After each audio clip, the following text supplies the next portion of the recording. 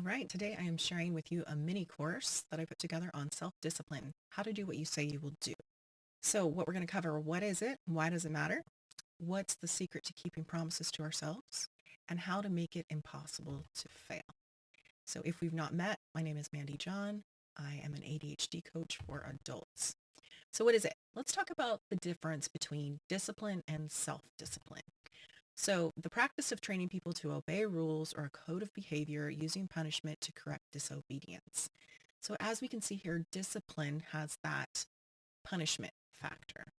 Self-discipline is the ability to control one's feelings and overcome one's weaknesses, the ability to pursue what one thinks is right despite the temptations to abandon it. So, the ability to take action despite physical, mental, and emotional deterrence is self-discipline. Coaching and self-coaching or willpower. So, why willpower doesn't work. So, I have an example here of a beach ball, and willpower is a resource that can be exhausted. And the example of the beach ball is you can push a beach ball underwater, but you can only hold it there for so long. And so we can think of that similar to willpower. Why does it matter? How self-disciplined we are determines how we feel about ourselves. We need to care about ourselves enough to give ourselves the respect we would give others. What we are saying is we don't matter. So when we let ourselves down constantly is what I'm talking about here, then we are saying that we don't matter. And we need to make sure that we care about ourselves just as much as we care about keeping commitments to other people. So the person you believe you are is the person you will create.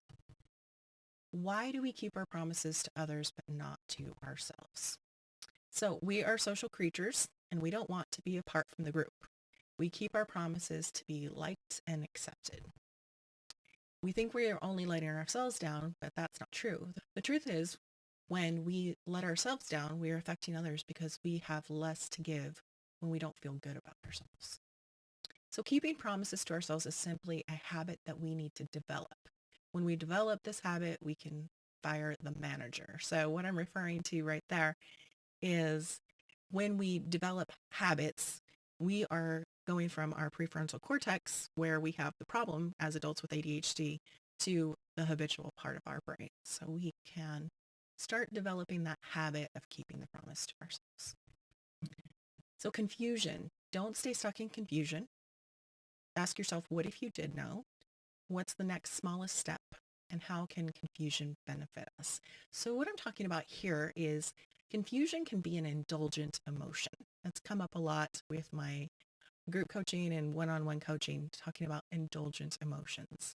And what I'm saying here is don't stay stuck in confusion about how to develop that self-discipline for yourself.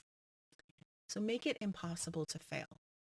Know why you want to do what you want to do. What are your rules? What rules do we already have? And what if we had no rules? So you can create a rule book for yourself is what I'm referring to here. What are your minimums and maximums? What is the least you're going to do towards something and the most you're going to do towards something? What are your non-negotiables? So personal boundaries, setting limits with ourselves. Make a commitment, no negotiation, just like we were talking about. Negotiating with your brain. So your brain has its priorities: to seek pleasure, avoid pain, and keep you safe. And oftentimes when we are trying to develop self-discipline, we are working against our brain's priorities. So what if we miss? What I'm talking about here is if you have said you were going to do something and you didn't follow through, it doesn't mean anything about you as a person. You don't want to give up and you can just try again. Don't miss twice. Be willing to be uncomfortable. Everything is hard before it gets easier. Using feelings as fuel. How can you use your feelings to move you forward on what you want? What would you need to feel? What would you need to think to feel that? And from that thought and feeling, what kind of actions do you want to take or stop taking? And celebrate your small wins. When you follow through and when you do the things you say you will do, be sure to celebrate no matter how small. Okay, so this is a mini course that is a bonus in the ADHD Academy. If you liked this and would like more, be sure to join us over there. Thank you so much.